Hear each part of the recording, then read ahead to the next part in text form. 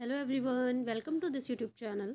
और आज हम बात करेंगे, आज जो पेपर हुआ है सीआरओ का, उसकी टाइपिंग के बारे में पहले बात करेंगे कि टाइपिंग कैसी आई थी, कैसा क्या हुआ था, और इसके बाद टाइपिंग के बाद क्या क्या चेंजेस रिटर्न में हुए उसके बारे में भी बात कर लेंगे। तो देखिए, आज जो टाइपिंग हुई है, जो टाइपिंग आज के एग्ज़ाम में, मतलब आज एग्ज़ाम में जो टाइपिंग आई है, देखिए उसमें क्या क्या चीज़ें हुई हैं, क्या क्या चेंजेस हुए हैं पिछली बार से, वो समझते जाइएगा। सबसे पहले तो क्या बोलते हैं, आपकी जो टाइपिंग का मैटर था वो ईजी था, बहुत टफ नहीं आया है। टाइपिंग का मैटर ईजी था।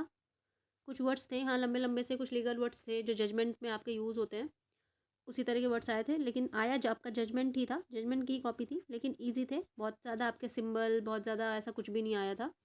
बहुत ही नॉर्मल नॉर्मल इंग्लिश के वर्ड्स थे, ठीक है। और दूसरी चीज़ जो क्या था कि आपका फॉर्मेटिंग है, फॉर्मेटिंग नहीं आई थी। चेंज ये हुआ है कि इस बार कोई भी फॉर्मेटिंग नहीं पूछी गई है आपकी, बोल्ड इटैलिक इस तरह का कोई भी आपका वर्ड नहीं था, ठीक है। बोल्ड इटैलिक ऐसा कुछ भी नहीं था, ना आपको एंटर प्रेस करना था, इस तरह का कुछ भी फॉर्मेटिंग नहीं थी, ठीक है। कोई भी फॉर्मेटिंग आपकी नहीं आई थी, चाहे फिर वो कैसी भी हो, ना कोई बोल्ड का वर्ड आया था, ना इटैलिक, ना कोई आपका एंटर, इस तरह का कुछ भी नहीं आया था। तीसरी चीज़ देखिए, तीसरी चीज़ की बैक स्पेस काम कर रहा था, हाँ, आपका बैक स्पेस काम कर रहा था, बैक स्पेस आप यूज़ कर सकते हैं, कोई दिक्कत नहीं। चौथा, स्टूडेंट्स में बहुत ज़्यादा क्वेरी थी कि क्या हाइलाइटर वर्ड जो है वो हमारे हाईलाइट हो रहे थे कि नहीं। तो देखिए, वर्ड हाईलाइट नहीं हो रहे थे, ठीक है। वर्ड आपके जो हैं वो हाईलाइट नहीं होंगे, यानी कि आप जैसे कि नॉर्मल टाइपिंग सॉफ्टवेयर पर टाइपिंग करते हैं तो आपके वर्ड्स हाईलाइट होते हैं, वहाँ पे कोई भी वर्ड आपका हाईलाइट नहीं हो रहा था। जैसा आप नॉर्मल लिखते जा रहे हैं वैसे ही आपका चल रहा था, ठीक है।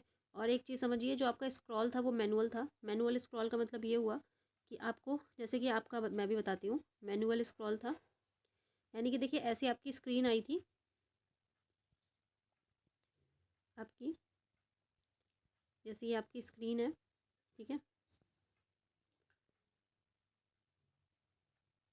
यहाँ पर आपका मैटर लिख के आया था और यहाँ पर नीचे आपको टाइप करना था, ठीक है।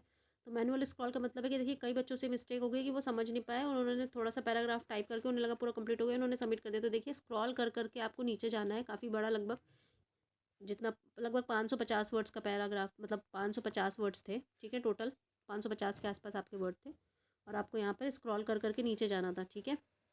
और आप स्क्रॉल करके ऊपर भी, अगर आपको लगता है कोई वर्ड हमारा गलत हो गया, तो वापस ऊपर जाके उसको सही भी कर सकते थे, ठीक है। मतलब स्क्रॉल आपका काम कर रहा था और बहुत ज़्यादा टफ नहीं आया है।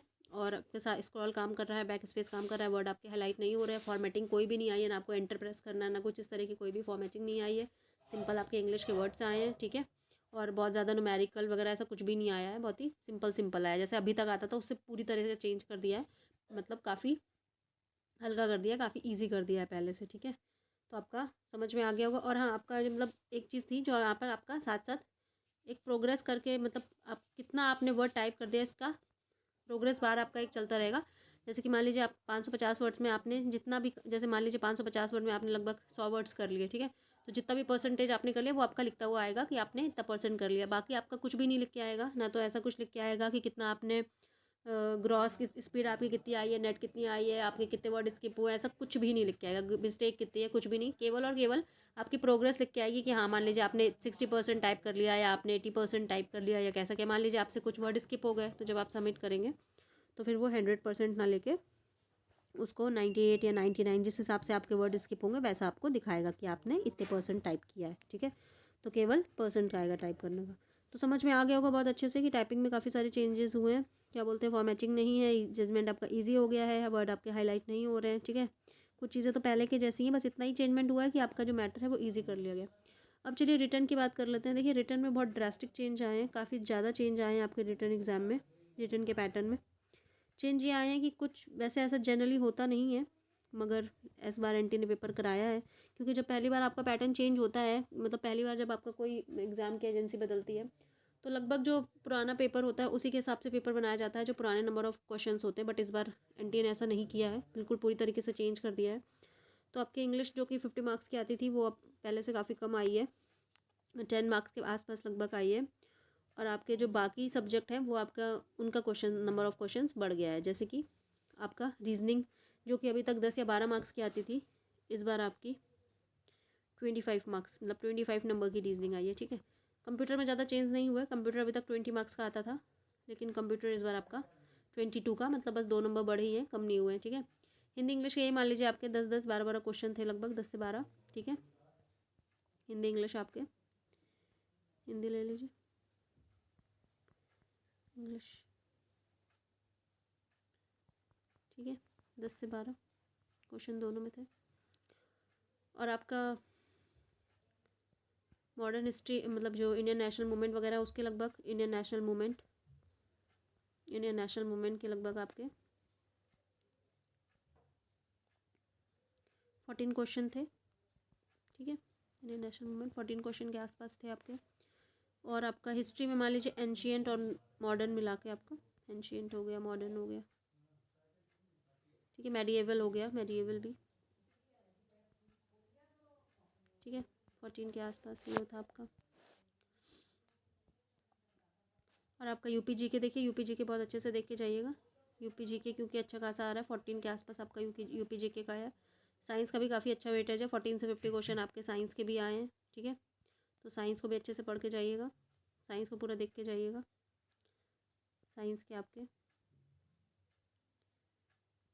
14 से 50 क्वेश्चन लगभग साइंस के थे, ठीक है। इसी तरह आपका इकोनॉमिक्स, पॉलिटी, इनके भी अच्छे खासे क्वेश्चन थे। 14 14 15 15 के आसपास इकोनॉमिक्स पॉलिटी के थे, ठीक है, ठीक है। 14 इसके तो पॉलिटी के तो आपके 18 के आसपास थे। अब यही सारी चीज़ें हैं, यही सारा आपका चेंजमेंट हुआ है कि आपके नंबर ऑफ़ क्वेश्चंस मतलब चेंज हुए हैं सब्जेक्ट के हिसाब से। रीजनिंग आपका 25 हो गया है, जैसे कंप्यूटर आपका 22 के आसपास आया है, हिंदी इंग्लिश आपके 10 12 की आई है, इंडियन नेशनल मूवमेंट आपका एंशियंट। और करंट अफेयर आपके अच्छे खासे आए हैं, 14 के आसपास आपके करंट अफेयर भी पूछे गए हैं, 14 15। और आपका जो करंट अफेयर आया है वो लगभग आप मान लीजिए जनवरी 2021 से लेके लास्ट तक के आपको सारे देखने पड़ेंगे, ठीक है। और आपके पॉपुलेशन जो मिसलेनियस है उसके भी क्वेश्चन काफ़ी पूछे गए हैं, जैसे आपका एग्रीकल्चर हो गया, उसके अंदर आपका वर्ड एंड ट्रेड। और आपका ज्योग्राफी हो गया, ज्योग्राफी से भी लगभग आपके 14 क्वेश्चन आए थे, ठीक है। ज्योग्राफी से भी आपके 14 क्वेश्चन आए थे। उसके बाद आपका हो गया एग्रीकल्चर, ठीक है। उसके बाद एग्रीकल्चर हो गया, उसके अलावा आपका जो कि वो था जस्ट अ सेकेंड, एग्रीकल्चर से लगभग आपके 14 क्वेश्चन 2-3 क्वेश्चन आए थे, ठीक है।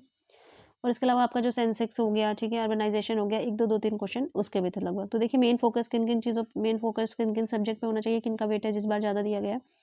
तो मेन आपका है कंप्यूटर, रीजनिंग, ठीक है। रीजनिंग में भी ज़्यादा कुछ खास नहीं, जैसे डायरेक्शन वगैरह के क्वेश्चन, ब्लड रिलेशन के क्वेश्चन, ठीक है, एनालॉगी के क्वेश्चन और आपके number series, alpha numeric series, इस तरह के क्वेश्चन ज़्यादा थे। कंप्यूटर नॉर्मल टू मॉडरेट आई थी, मतलब कुछ क्वेश्चन सरल थे, कुछ क्वेश्चन आपके टफ थे, ठीक है।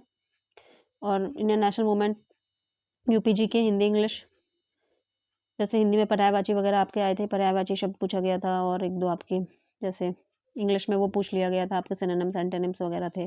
कॉम्प्रिहेंशन वगैरह ऐसा कुछ भी नहीं आया था। इंडियन नेशनल मूवमेंट आपका, ठीक है, एंशिएंट मॉडर्न मेडिएवल आपका आया था। यूपीजीके में नॉर्मल क्वेश्चन थे, फेमस कौन सी जगह किस लिए फेमस है, ये सारी चीज़ें। देखिए साइंस काफ़ी अच्छा नंबर ऑफ क्वेश्चन साइंस के 14 थे, इसलिए साइंस को अच्छे से देख के रिवाइज करके जाइएगा। इससे आपको एक आइडिया लग गया होगा कि कौन से सब्जेक्ट के वेटेज ज़्यादा है, उस हिसाब से आप अपना अब आगे की तैयारी करिएगा, ठीक है। Okay, thanks for watching.